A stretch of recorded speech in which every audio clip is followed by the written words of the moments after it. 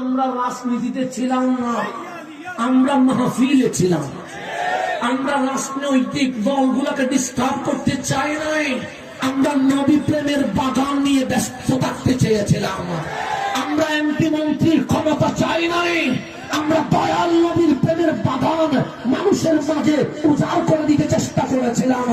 কিন্তু আজকে যখন কবরের লাশ তুলে পোড়ানো হয়, আজকে যখন বিপদে পড়লে বলা হয় শাহ জালালের বাংলাদেশ, শাহ পরানের বাংলাদেশ রক্ষা করো আল্লাহ, বিপদ চলে গেলে বলে শাহ জালালের মাজার ভেঙে দিতে হবে।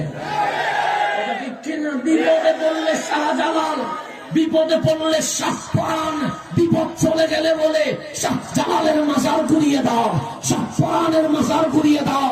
আমরা চুপ ছিলাম, আমরা মাঠে ময়দানে ঈদে মিলাদুন নবী নিয়ে ব্যস্ত ছিলাম। আমরা কোন রাজনৈতিক দল কোন দিকে চলে গেছে তাকাই নাই। কিন্তু 54 বছর পরে যখন আমাদেরকে দেখতে হয়েছে শাহ জালালের শাহ পরানের উত্তরসূরিরা আজ অবহেলিত হয়েছে। আর পিছনে তাকার সুযোগ, এখন সামনে নেতৃত্ব দিতে হবে।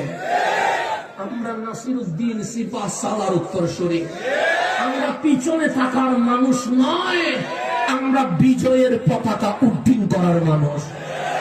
এই সালানা জলসা থেকে আমাদেরকে এই মেসেজ নিতে হবে, সুন্নিয়ত আর মাঠে আর ঘর থাকবে না, সুন্নিয়তের আওয়াজ সংসদ পর্যন্ত পৌঁছিয়ে দিতে হবে। এই শপথ নিতে পারবেননি, পারলে মাহফিল করবো না, দরকার নেই। যদি বলেন আমরা আজ এবার আর কোন দল বুঝি না, আমরা বুঝবো ইয়া রাসূলুল্লাহ কার বুকে আছে।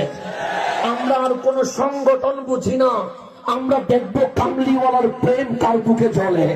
এটা আমরা দেখে সিদ্ধান্ত নিব আগামীর সংসদ কিভাবে সাজাতে হবে।